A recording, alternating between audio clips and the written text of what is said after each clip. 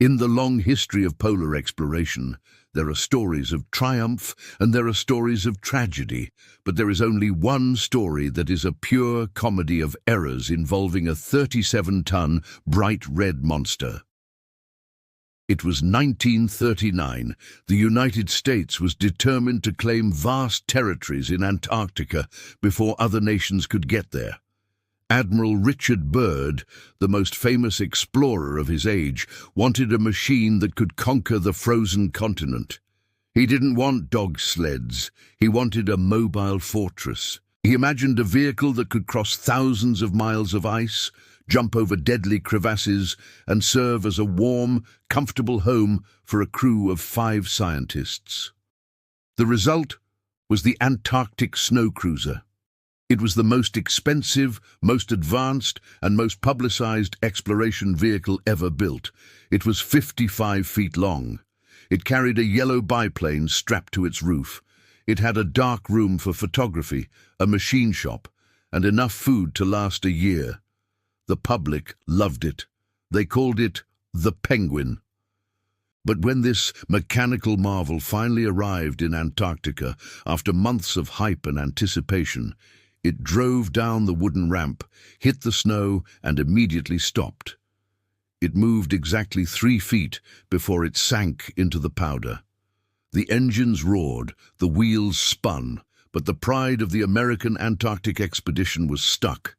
It was a humiliating start to one of the strangest chapters in engineering history. To understand how such a massive failure happened, we have to look at the design. The man behind the machine was Dr. Thomas Poulter. He was a brilliant scientist who had saved Admiral Byrd's life on a previous expedition. Poulter believed that the biggest problem in Antarctica was friction. He designed the snow cruiser to be a land yacht. It was essentially a diesel-electric locomotive on wheels. 2 diesel engines turned generators, which sent power to 4 electric motors, 1 inside each massive wheel hub. But the fatal flaw was the tires.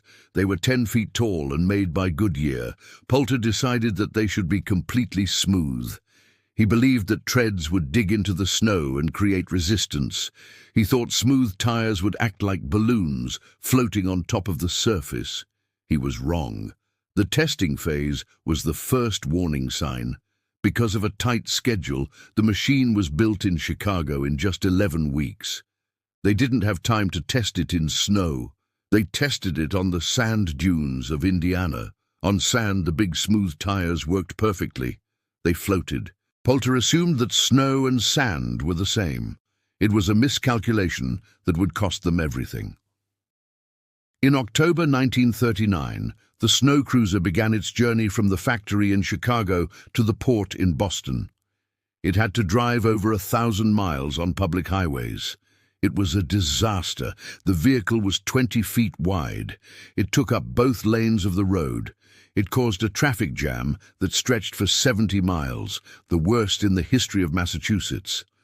Police cars had to clear the way. Thousands of people lined the streets to cheer as the red giant rolled by. But the machine was dangerous. The steering system was hydraulic and difficult to control. On a wet highway near Lima, Ohio, the steering failed. The 37-ton beast drifted off the road, smashed through a guardrail, and plunged into a stream bed. It took the crew 3 days to dig it out. They finally reached Boston Army Wharf, just as the engines were overheating. The expedition ship, the North Star, was waiting. The cruiser was so big that they had to cut away a section of the ship's tail just to fit it on the deck. As they sailed south, the crew was optimistic. They had a machine that could theoretically drive to the South Pole and back without stopping. On January 14, 1940, they arrived at the Bay of Whales in Antarctica. The crew built a massive ramp out of heavy timber to get the cruiser off the ship. It was a terrifying moment. Admiral Byrd watched from the ice. Cameras were rolling. The pilot, Thomas Poulter himself, lined up the machine. He drove down the steep ramp. As the front wheels hit the ice, the massive weight of the vehicle actually broke the wooden ramp. The cruiser crashed down the last few feet. But it was on the ice. The crew cheered, Poulter pushed the throttle forward to drive away from the ship. The engines revved. The massive 10-foot tires began to spin and spin and spin. The smooth rubber found absolutely no grip on the frozen surface. The heat from the spinning tires melted the top layer of snow, creating a slick layer of ice. The 37-ton machine instantly sank 3 feet deep into the soft powder. It was a nightmare. The ultimate exploration vehicle was stranded less than 10 feet from the ocean. For the next week, the crew tried everything to get it moving. They tried adding chains to the tires, but the chains broke under the weight. They took the 2 spare tires and bolted them to the front wheels, creating dualies to spread the weight. It helped a little, but not enough. Then, the driver discovered something ridiculous. The electric motors had been wired in a way that gave them more torque in reverse than in forward. Poulter found that if he drove backwards, the traction was slightly better. So, for the remainder of its short life, the Antarctic Snow Cruiser drove in reverse across the ice shelf. But driving is a generous word. It moved at a top speed of 1 or 2 miles per hour. The diesel engines, which were underpowered for such a heavy machine, overheated constantly. The crew was deafened by the noise inside the steel hull. After struggling for 92 miles, mostly backwards, Admiral Byrd made the call. The mission was a failure. They parked the snow cruiser permanently. They shoveled snow around the tires to insulate them. The machine that was supposed to cross the continent became a stationary hotel. The crew lived inside it for the rest of the winter. Ironically, as a house, it was brilliant. The insulation was thick, the heating system worked perfectly, and the crew had the most comfortable bunks in Antarctica.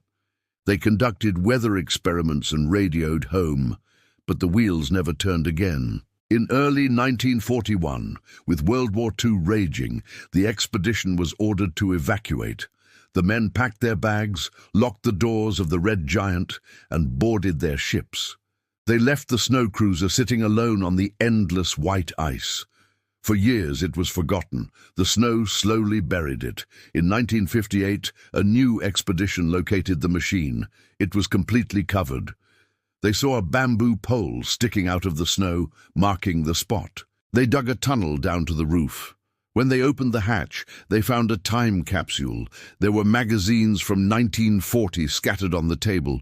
There were cigarettes in the ashtrays. The crew's sleeping bags were still rolled up on the bunks.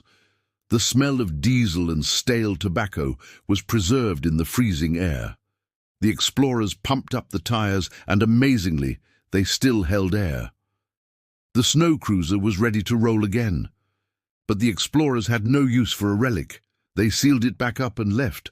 That was the last time anyone saw the snow cruiser. Since then, the geography of Antarctica has changed. The machine was parked on the Ross Ice Shelf, a massive sheet of floating ice attached to the continent. Sometime in the mid-1960s, a piece of the ice shelf, the size of a small country, broke off. It became a giant iceberg and drifted north into the Southern Ocean. The snow cruiser was riding on that iceberg. We don't know exactly when it happened. Perhaps the iceberg broke apart in a storm. Perhaps it melted slowly as it reached warmer waters. But at some point the ice gave way. The 37-ton red monster slid off its white raft and plunged into the dark water. Today, the Antarctic Snow Cruiser is lying somewhere on the bottom of the ocean, thousands of feet deep. Because the water is freezing and there is little oxygen at that depth, it is likely in perfect condition. The red paint is probably still bright. The yellow plane might still be strapped to the roof, waiting for a flight that will never happen. It remains one of the great lost treasures of history, a monument to American ambition and a reminder that no matter how much money and technology you have, nature always has the final say. If you ever find yourself sailing the Southern Ocean, look down. Somewhere beneath you, the penguin is finally getting the traction it never found on the ice. Thanks for watching Iron Legacy. If you enjoyed this story of the frozen failure, hit the subscribe button and let me know in the comments If we could find the snow cruiser today, should we spend the millions to raise it, or does it belong to the ocean now? See you in the next one.